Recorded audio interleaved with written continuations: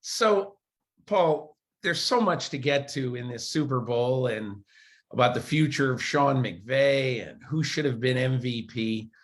I think maybe what is so interesting to me overall about this game and about this postseason is I just don't remember another one like it. The last 7 games of this postseason, one game was decided by 6 points, and the other 6 games were all decided by 3 points. And so many things about this game, I thought maybe a good idea would be your suggestion. Let's look at, each team, each unit from the standpoint of how they matched up against the other unit. And I'll just start off by giving you one overarching opinion. So a week ago, I was on, pardon the interruption, the Kornheiser and Wilbon show, and they said, who do you like? And I said, I like the Bengals with an asterisk. And that asterisk is if they can protect Joe Burrow better than they protected him against Tennessee, I'll take the Bengals. And if not, I don't like the Bengals. And that, I mean, look, I'm not patting myself on the back, but that is precisely how this turned out. The Bengals would have won the game if they could have managed the protection in the last 35 minutes of this game of Joe Burrow, and particularly, obviously, on the last drive when Aaron Donald got free twice and wrecked the last 2 plays of this game. But I think seldom does the pregame storyline match up so vividly and so perfectly to what exactly happened in this game. And it was exactly what happened in this game that just sort of came to life late. Rams' ability to really affect Burrow and limit him, and as you pointed out, the last kind of 2.5 quarters really shined through for Los Angeles. I think last week at this time, Peter, I kind of wondered aloud when we were talking about all the many storylines that might play out and be significant. I said, can Joe Burrow have that kind of success on 3rd down that he had at Kansas City in the AFC title game? Not just throwing the ball, but running it as well. And their complete lack of success on 3rd and also 4th down, to me, was, in a game where there was overall. Yeah, 4 exactly. of 18, the Bengals were on 3rd and 4th down. 100%. And in a game where there were so many things that mattered, if I could start with one overarching thought, one that I was thinking about, a week or 2 ago, the Rams were just good enough on 3rd and 4th down, and the Bengals weren't even close to good enough from start till the end of the game in those situations. Yeah. Paul, what did you think of, I think, I talked to one NFL coach Friday at the Super Bowl who was there, and he said, my feeling about this game, and I feel very, very strongly, is that the key to this game for the Bengals is Joe Mixon, and he has to make enough plays to make the line of the Rams respect the fact that you're going to be able to run the ball. And I just got the feeling, other than the 2 plays that Mixon leaked through the line for gains of 10 or more, they just never got that going at all. And I think, it's funny, Aaron Donald during the season always would say, he said, listen, it's not all about me. And everybody said, oh, he's just deflecting. It's about the rest of the guys here. It's about Floyd. It's about Gaines. It's about Sebastian Day. And he was absolutely, totally correct. This was a team effort. Now, he was the big gun on the last drive, but this was a team effort on that defensive line that I think wrecked the game and beat the Bengals. I like your thought on Joe Mixon, because I was watching him a lot too. And in the end, Peter, I think he had 15 carries, which is a nice amount for him. It works into their formula well. But he wasn't a difference maker at all. And I would have loved to see them get the ball to him out of the backfield in the passing game more often. The Rams didn't do it a lot with Henderson, but he picked up a couple of huge plays in the passing game, just enough to keep drives going. And I think those plays led to points as well. And Mixon is a really good catcher of the ball out of the backfield. And he was not a part of the game that way in a game where they really could have used him to be. I'll bring up that last drive, Peter. They had 2nd and 1, they being the Bengals, with 2 timeouts left at midfield. And, there were opportunities there. They had the timeouts. They only had to get 12 or 15 more yards. Work it to him out of the backfield somehow. I mean, it's easy to say 2 days later, but to your point about how he was such a key to the game, there were chances to get him involved in the passing game, and they just never did it. Here's the other part where I think, and I had sort of a poignant moment after the game. Look, we don't get the access that we normally get after a game because we can't get into the locker room, and they're keeping the distance of the coaches and players from the media. I understand. I'm not in any way angry or anything about it, but I'll tell you what I found interesting. After the game, I was waiting for the media area to open with players and coaches coming in. And just outside the media area was the Bengals locker room, and out came Zac Taylor, the head coach of the Bengals. And he did an interview for, I think, maybe Westwood One. I don't really know, but it was with Mike Golick. And so I think I just stood there and I listened to the interview, and then he saw me, I saw him, and I walked the 20 yards maybe to the media area with him. And the one thing I said to him was, no matter what anybody says, you guys got farther. There will be contentious debate about certain calls, but just know that you got farther than anybody thought you would get. And really, congratulations. I could not at that point nitpick with Zac Taylor at that point. And so I just walked him over there. We had a short conversation. He went in there. But had we been in a less sort of forced, very short 12 to 15 second window of time, I think I probably would have said two things. 2nd and 1, Rams 49, 54 seconds left. Yep. 2 timeouts. And the 2 play calls were a deep shot to Jamar Chase. I get it. I get it. You're trying to win the game. I'm mostly okay with that. But then Samaje Perine, who I'm not saying that he's a bad player. I don't mean this, but this is a marginal NFL football player. And the first step is, he tries to go over the right side of the line. And first of all, I don't know why you're running at Aaron Donald. I don't know why, but they did. And then the second one, obviously, they didn't block Donald enough, and Burrow threw incomplete, but it was just him, getting rid of the ball. He was desperate. But those 2 plays, quite honestly, they bothered me. They really bothered me at the time.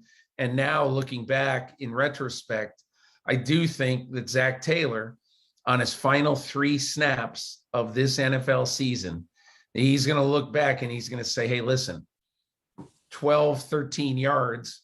Yeah. I've got a field goal kicker who has just had the best rookie season of any kicker in the 102-year history of the NFL. All I need to get is, and again, it's easy to say all I need to get is 12 or 13 yards, but you've got 2 timeouts left.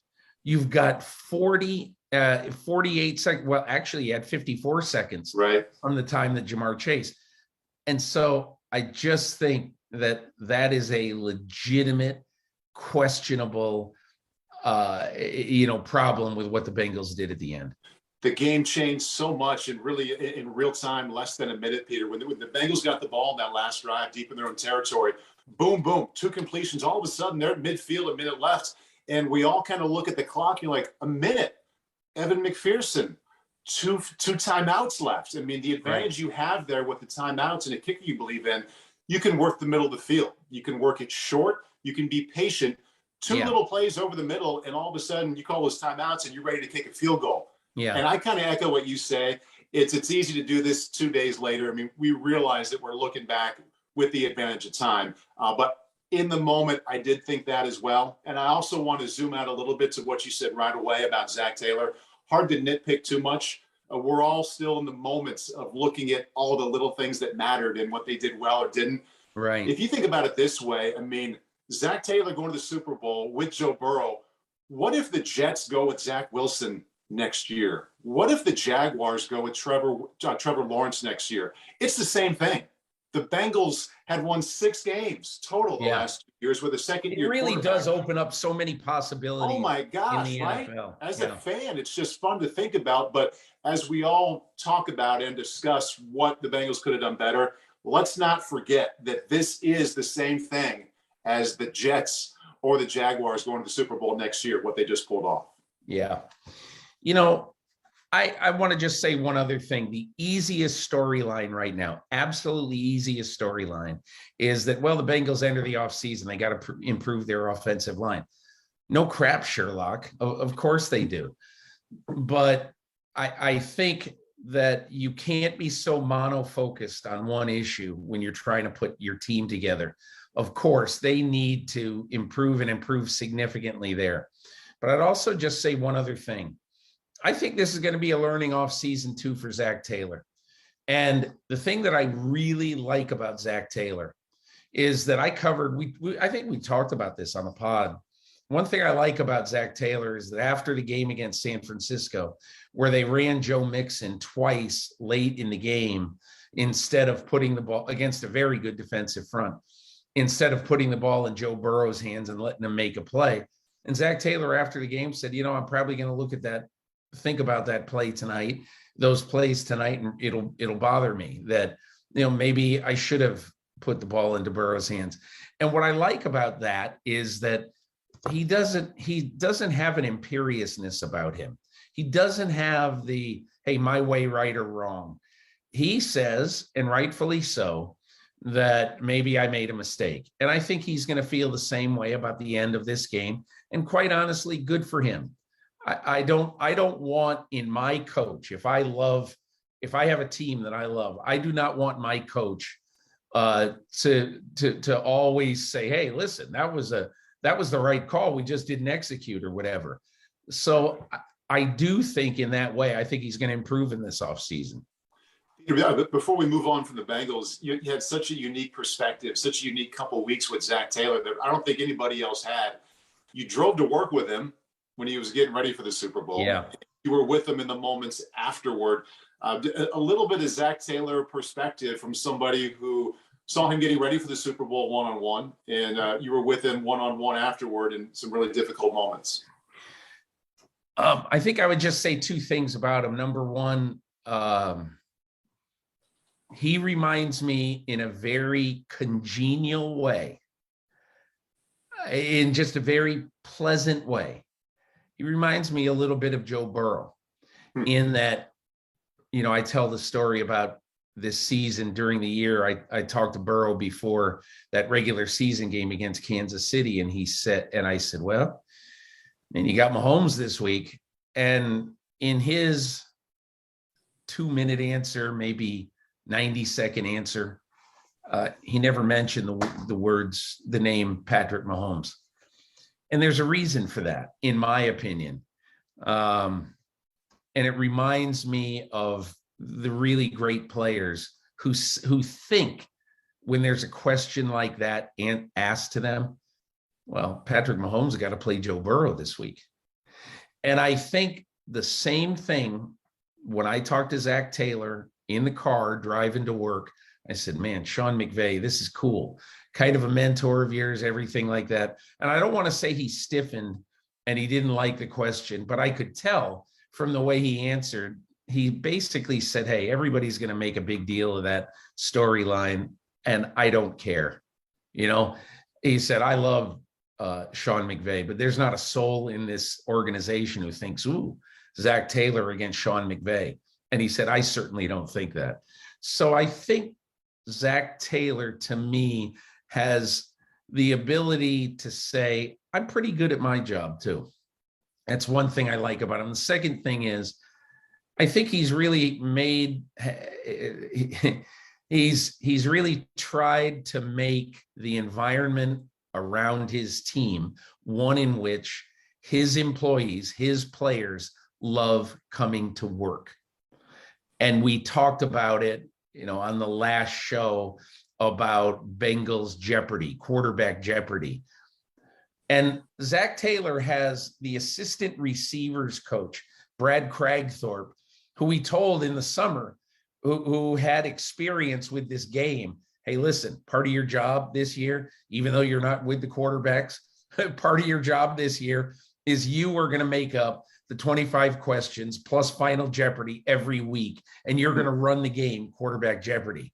So Brad Cragthorpe said, okay, coach, whatever. But that became an important thing to Zac Taylor. Make coming to work fun, interesting, keep the attention of your players. And I wrote something last week in my column about a conversation I had with Nathaniel Hackett, the new Denver coach.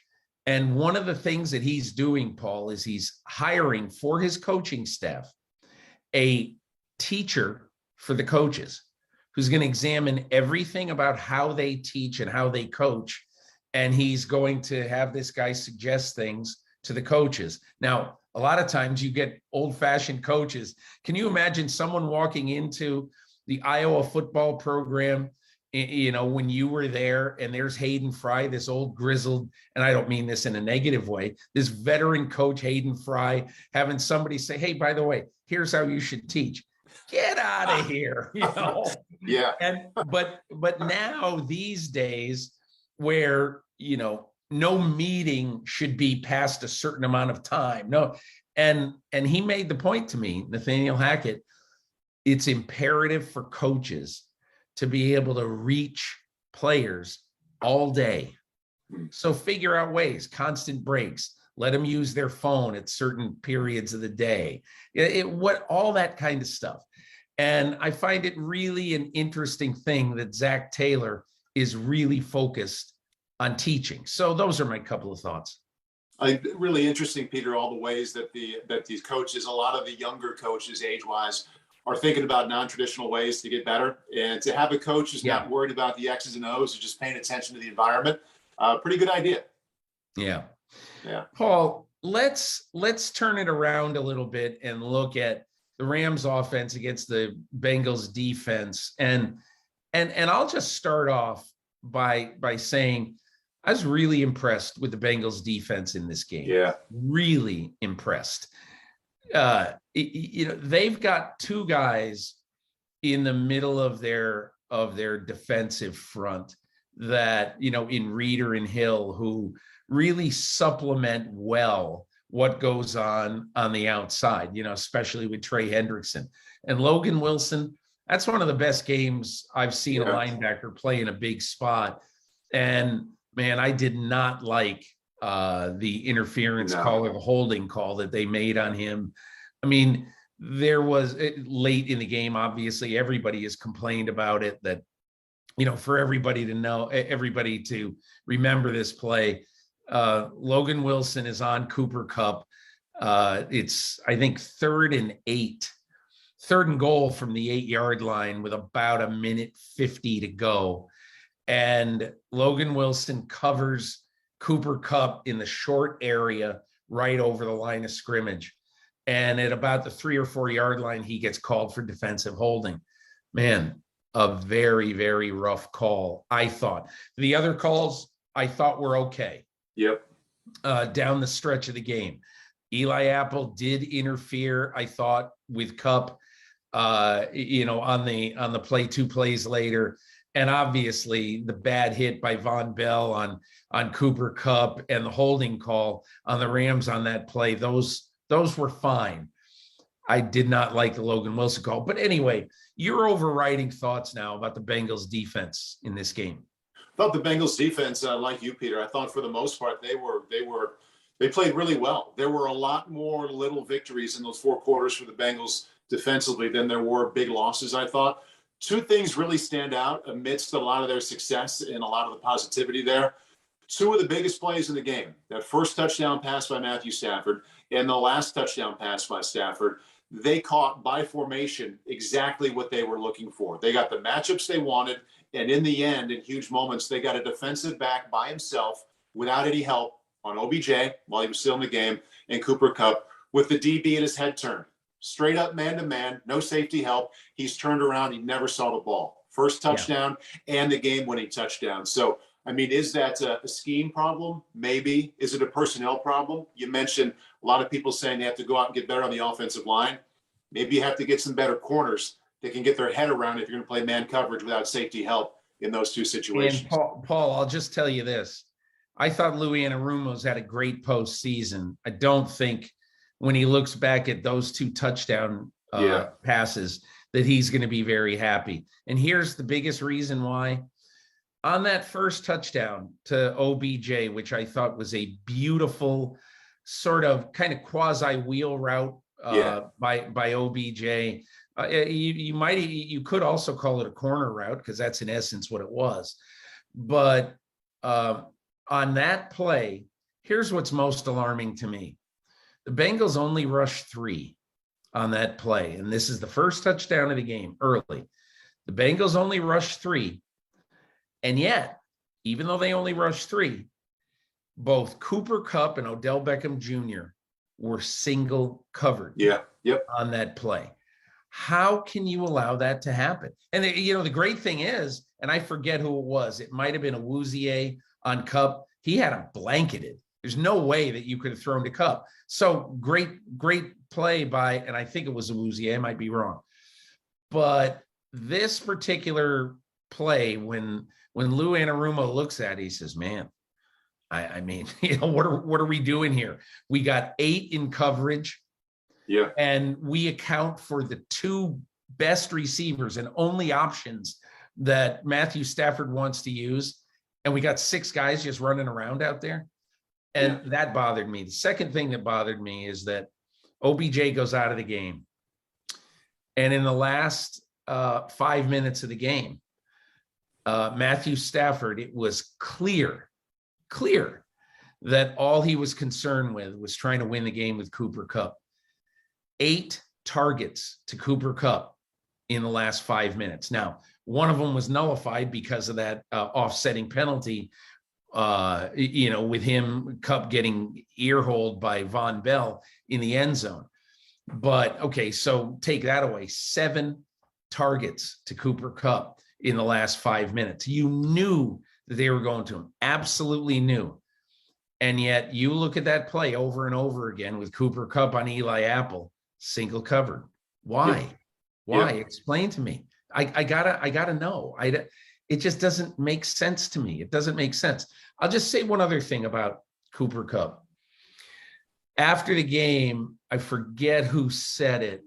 I forget who said it, but one of the Rams said that they've never seen anybody play leverage as a receiver better than Cooper Kupp. And during the season, I had a long conversation with him one day. He was riding home from work. One day, I think like in November, I wrote about him. And I remember talking to him about that word leverage. He probably used it 10 times in a 25-minute conversation. And the reason why leverage is so important to a receiver, and everybody it like glazes over. The reason it's important is exactly because of the biggest play in this Super Bowl, and that is the winning throw to Cooper Kupp. And think about it for a second, Paul. This is the thing that, at least in my opinion, that people don't think about enough when they look at what wins and what loses football games. But on this play, which, I had McVay draw up crudely for me after the game, it's called 15 Wanda, now X fade. Okay.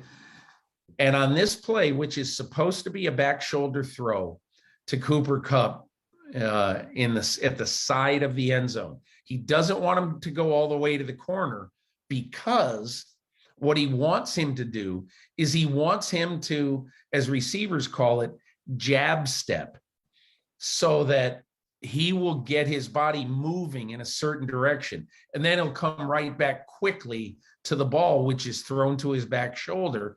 And Eli Apple at that point is just not going to have a chance, because there's 5 yards between them and the corner of the end zone. And Eli Apple has to respect the fade on this play. And Matthew Stafford basically threw the ball to his back shoulder, and it wasn't even a contest. Right. And that is why I think the word leverage is so important, because if you get your body in a specific way to get that defender to think you're doing that, that is everything. And that is really winning football. A couple other parts about that game-winning play, Peter, that really, I think, play off of what you pointed out there with leverage. If you go back and watch that game and watch that play and hit freeze right before the snap, Stafford and Kupp know exactly what they're getting, because the defensive backs for the Bengals, Eli Apple we're talking about here, they give away the 2 biggest tells that any quarterback, any receiver wants in that situation. The defensive back lined up to the inside of the 2 receivers. So on the outside, it was Kupp. On the inside, it was Skoranek. Clearly, it's man-to-man because there's no safety over the top. So you know that, first of all. Okay, what kind of man-to-man is it? Well, each one of those cornerbacks were lined up about a yard to the inside of the receiver, staring at the receiver. So with as veteran as Kupp and Stafford are, they're like, okay, I've got man-to-man coverage. There's no safety help, and he's shading me to the inside. So I have the outside open anyway. So to that leverage point, he gives a couple hard steps inside, which is where Apple wants to go anyway. That's where he's playing him, and it's wide open to the outside. One other point about that, and I don't know if McVay planned this or not, but if you can, by formation, if you can put your guys into the boundary, what do you have? You have a shorter throw. You usually have to get to the wide side to get a look you really, really want. But if you go to the short side, you have one-on-one, and the best receiver in football is literally 10 yards away from your quarterback instead of 30 yards away from him, which he would have been to the boundary. So the whole thing just lined up really, really well for Stafford and Kupp. You know, I saw McVay at the party.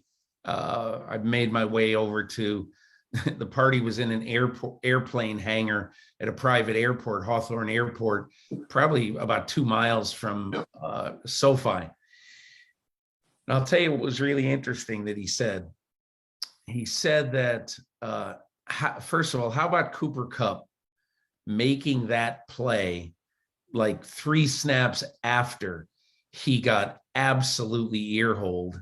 How about him having, the toughness and the ability to come back from that, to make that play? That's one thing. But he said the second thing is that was OBJ's play, basically. OBJ normally in that play would be the X-receiver, the receiver that is closest to the boundary, the receiver that is the wide receiver. And Cooper Kupp on that play normally would be the slot receiver. But because the Rams trust Cooper Kupp to be able to play every position in the route tree, and because this was the biggest play of the year, they put him out in OBJ's spot, and they knew he was going to make the play. And look, we'll talk about MVP in a minute, but in my opinion, I voted for Kupp for MVP before I even knew anything about that. And that makes me feel a lot better about my vote when I heard that story from Sean McVay. Absolutely. And I'll just take it right to the MVP thought there, Peter. And in the moment, right at the end of the game, I would have voted for Cooper Kupp 10 times out of 10. I mean, it wasn't just the winning touchdown. He had the winning run, or the run that picked up the first fourth down. And one, Yeah, he had an awesome play early in the game where he caught a check down on the sideline where you normally think, okay, he's going to run out of bounds. He turned it inside and picked up, I think, about 20 more yards that led to the first touchdown. So I would have voted for him in the moment. The more I think about it, and the more I go back, I would have voted now, or I'd vote right now for Aaron Donald, not only for those last 2 plays, but just for the fact that Joe Burrow, after being over 50% on 3rd and 4th down in the AFC title game, they were under 25%. Yeah. somebody deserves a lot of credit for that. And I think Aaron Donald is the one that you point to the most. Yeah, I get it. And I absolutely see everybody who says I would vote for Donald. I like that. I think my overriding opinion on this is that after, they played the last 35 minutes of the game without 33 minutes of the game without Odell Beckham Jr. And I know, Paul, from some of their people, I know how huge a part of the game plan Odell Beckham Jr. was. So for the last 30, and you saw that, remember the play, it was, Matthew Stafford gets an interception on it. He throws a ball on an easy little crossing route, an easy little in cut for Skowronek, the backup receivers with the injuries to Woods and to Beckham. And Woods earlier, obviously, with those two injuries, he's got to play, and he's got to play a big role. To say he's not ready for prime time would be an understatement. But anyway, the ball was right in his hands, and he handed it to, I forget who intercepted it, Uzi, I think, on a platter. And so that is what the Rams had for the last 33 minutes of this game. Yeah. And somehow, some way, Kupp got open enough times to make enough plays. Paul, I'll just tell you this. When I walked out of the stadium that night, I'm walking in my car, Don Bonvisuto, my editor, and I were at the game. And when I walked out of the stadium that night, all these thoughts go through your mind. And I said, one of the thoughts I had was, Cooper Kupp is going to be wearing a gold jacket one day. And I mean, obviously, Aaron Donald, if he retires, which he might, he doesn't have to play another step. He would have been wearing a gold jacket 1 or 2 years ago if he never played again. But I thought that's how great overall Cooper Kupp was in this game. So I take your Aaron Donald. I respect your Aaron Donald, but I absolutely would have voted for Cooper Kupp in this game for MVP. So there you go. Yeah, go ahead, P. I was going to say, it's certainly one of the Super Bowls. I remember being at the one in Jacksonville, I think, when Deion Branch was MVP, and you're really thinking, God, who should I vote for?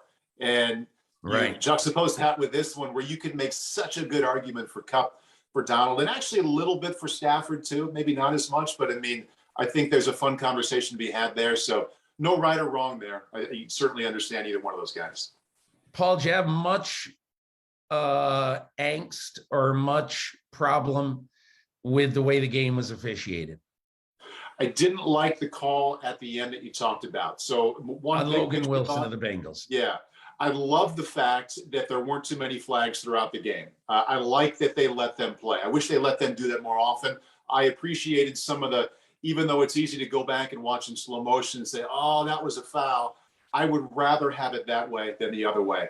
I thought it was, it's difficult to use the word tragedy. It's just a football game, but it was really unfortunate that Wilson got that flag at that key point of the game, because it was really textbook. I mean, you go to a high school clinic, you could show that, like, okay, linebacker gets stuck on a really good receiver. How can he win? You show that play. Like, he played it that well. So I hated that call, but I did like the fact that there weren't that many flags throughout the game. Yeah. I think that the biggest thing, I got a great letter from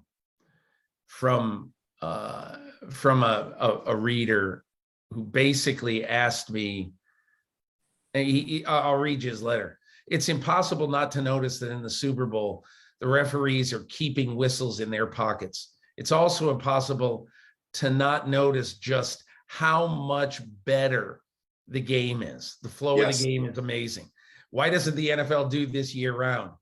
And I said, I thought the flow was fantastic until the last 2 minutes. And I don't have a problem with any of the flags that were thrown other than the Logan Wilson one. And Paul, as we discussed, and I think this is a really interesting part of the whole discussion, and you can't ignore this fact, is that play happened on an incomplete pass on 3rd and 8. Yeah. And, inside the 10 and in a 4-point game. So the meaning of that is that if there is no flag on that play, Matthew Stafford has a 4th and goal from the 8-yard line with down 4, and they have to go for it. And my big question is, what would they have called there? And would they have been successful? And we'll never know. Yeah. And I never call a play like that or a call like that tragic or whatever. I mean, the official thought he saw something. Yeah. Again, it was a bad call, I think, but it wasn't a ridiculously bad call. I thought it was a bad call, but there was enough contact beyond, beyond the bump zone that you could definitely have said, well, was that a flag? I just don't think, based on the way the game had been officiated, that was even close to a foul. But anyway, be that as it may.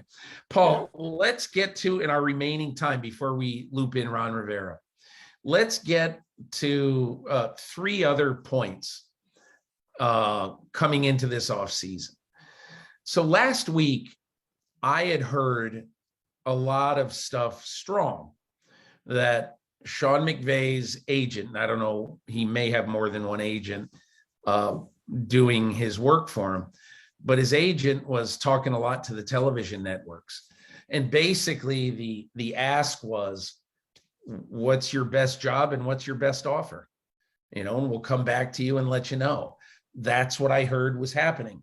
I can't fault him for that. I think my only issue would be that exactly a year ago, Sean McVay basically went to the owner of the team and went to the top executives of the team and said, I want to trade for Stafford. It's going to cost a lot, and we're going to trade picks, and we're going to trade Goff and the cap hit and the bonus money and blah, blah, blah, blah, blah is huge. I don't like if he would walk away after 1 year. I just don't really feel that you should do that. And you can do whatever you want. And I understand they got the win. He's got to look out for himself, all the rest of that stuff. And who could fault? I guess my overriding thought in the moment, I don't like that. But I also think Sean McVay was hired in 2017. And in 5 years, he brought the Rams to the Super Bowl twice. Yep. And he won one. So I can't look at Sean McVay and said, oh, you selfish so-and-so. I just can't. I look at it and say, this just doesn't feel right, him walking away right now. But on the other hand, I do think he's given them exactly what they wanted when they hired him. 100%. It is certainly a non-traditional thought to think about a coach with the arrow still going up in his mid to late 30s after he just won a Super Bowl, walking away to TV.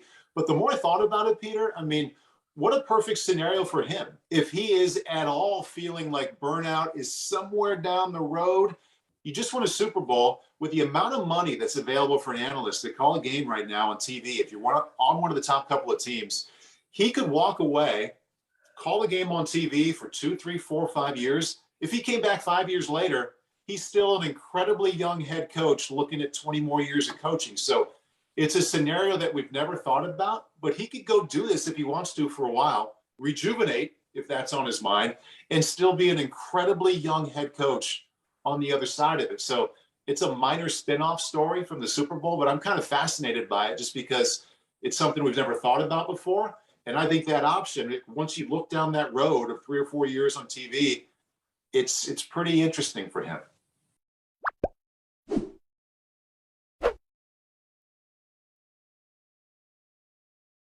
Hi, I'm Mike Tirico, and thanks for watching. Make sure to hit subscribe for the latest news and highlights from NBC Sports.